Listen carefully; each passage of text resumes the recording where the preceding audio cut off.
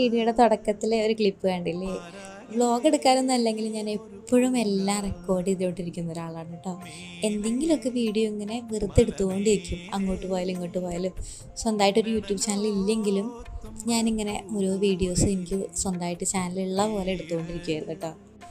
അപ്പോൾ എപ്പോഴും എന്നോട് അമ്മ പറയാറുണ്ട്, എന്നാൽ പിന്നെ തുടങ്ങിക്കൂടെ, ഇതിനെങ്ങനെ ഇല്ലാത്ത സാധനത്തിന് വേണ്ടി ഇങ്ങനെ വീഡിയോ എടുത്ത് വെക്കണേന്ന്.